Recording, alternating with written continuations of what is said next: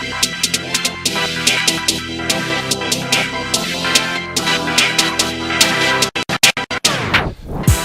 up, everybody? I'm back again. Anthony Flynn in the house, prepared again to walk you through the Execution Pipeline video series, back for another segment. Listen, I'm really excited about this segment also. The last couple of segments, I talked to you about how to get started.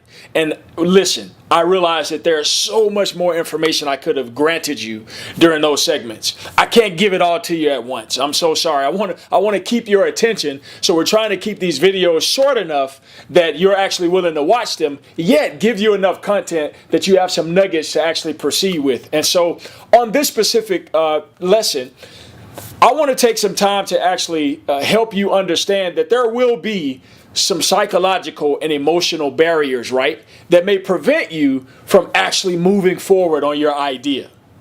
There will be. You're going to run into some roadblocks. You're going to run into some people. Life's going to get hectic. All types of things may jump in your path and aim to prevent you from actually proceeding with this new idea, this new path that you're on.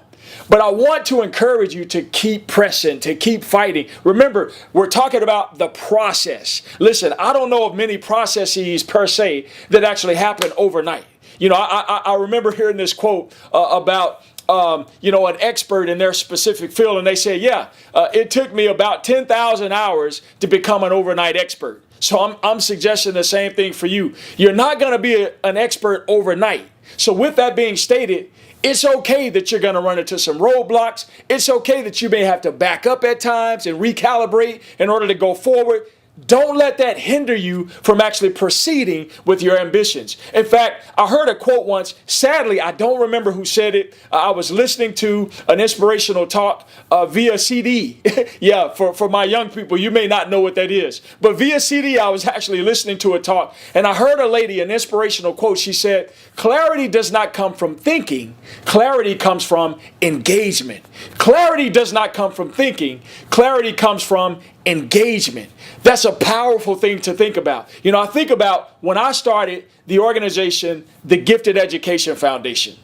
And I remember I took about 9 months to create this strategic plan, and I was working with my board, and man, I had my whole plan laid all out. And then on February 1st of 2012, I actually took the time to show up at a local high school in the Atlanta metro area, the Atlanta, Georgia metro area. And to my surprise, right, nothing went as I planned it to. After spending 9 months working with my board and crafting our mission statement and our vision statement and our core values and our implementation plan and all of that stuff, guess what? I show up on this high school campus, and over a series of weeks, I'm trying to work with the principal there, and nothing went as planned. I mean, the principal stood me up on several meetings. We planned on working on the high school campuses in our initial rollout plan. Because of being stood up on so many meetings and trying to get through all the red tape in the educational system, I ended up having to shift our entire model. And why am I telling you that? Because clarity doesn't come from thinking. Clarity comes from engagement. In the case of the Gifted Foundation, clarity came from engagement. I'm so glad that those incidences happened. It forced a new level of innovation and creativity out of me, out of my team, and out of my board. And I'm fortunate enough to have continued down that path, and we saw some great things happen. So here's a question for you. What if I had quit? What if I had quit because I ran into a roadblock? What if I quit because the process did not go as planned? What if I stopped because my strategic plan that I laid out over that 9-month period got derailed, got hijacked, and all of a sudden I found myself in over my head? And what if I just threw my hands up? Students who we impacted, just to put it in perspective, in the first 4 years of operations, we helped just under 200 students earn over $20 million in scholarships and subsidized funding. $20 million. Students at Harvard and Stanford and Emory University and Georgia Tech and Dartmouth and Syracuse and Texas A&M on full scholarships, by the way, because we continued with the game plan in spite of the fact that it got derailed initially.